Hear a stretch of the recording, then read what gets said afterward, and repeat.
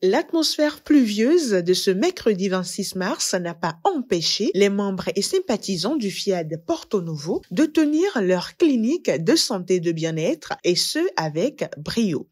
Dirigée par le président d'antenne, le coach Gustave Tolomin, cette clinique a débuté par l'hymne national et le credo FIAD, conduit respectivement par les coachs Eugénie Padonou, directrice d'école, et Boniface Arwangbeyon, promoteur d'école. Enfant du Bénin debout, je m'engage à être si fort que rien ne peut perturber ma paix intérieure. L'ambassadeur François Dossou-Koko, président de l'association des policiers retraités de l'Ouémé, a ensuite ouvert la soirée par son décret de bienvenue. Nous sommes venus ici ce soir pour une cause noble, acquérir la connaissance.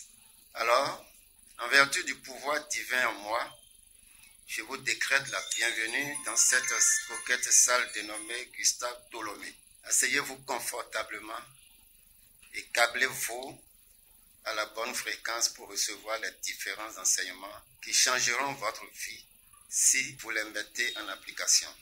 Apprendre à travailler sur soi chaque fois et toutes les fois. Telle s'intitulait la première exhortation dont l'auteur était le coach Emmanuel Dedjinou, administrateur de projet. Nous rappelons chaque fois dans le credo que nous nous engageons à être si forts que rien ne peut perturber notre paix intérieure. Et dans le même credo, nous disons que nous sommes trop nobles pour être en colère.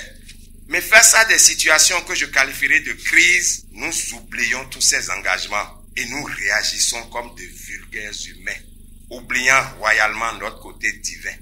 Chers amis de la gagne, ayons toujours l'esprit vif, positivons tout et nous éviterons aisément les nombreux pièges qui nous guettent à chaque instant.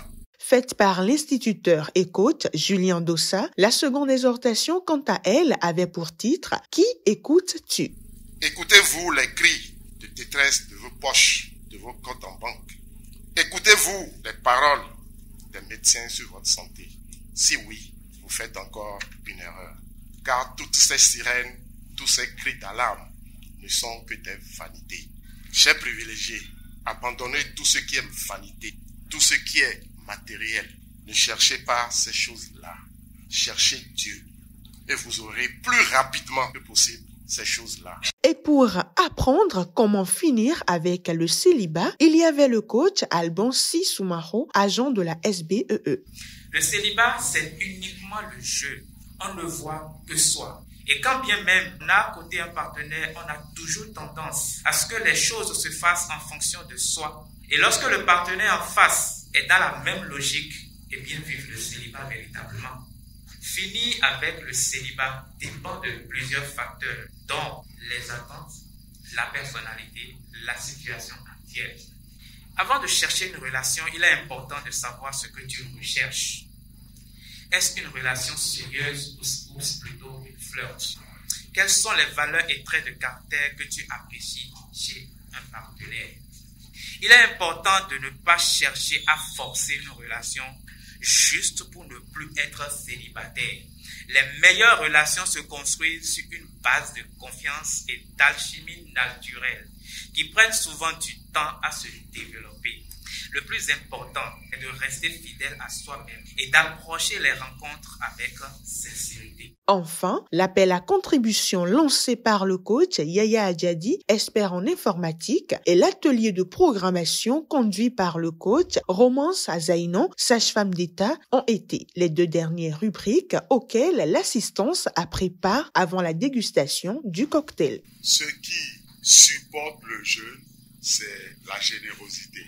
Alors ce soir, je nous invite à essayer ce soir et d'aller encore plus fort dans notre désir d'être généreux. Je proclame ma nature divine. Je proclame ma nature divine. Je proclame ma nature divine.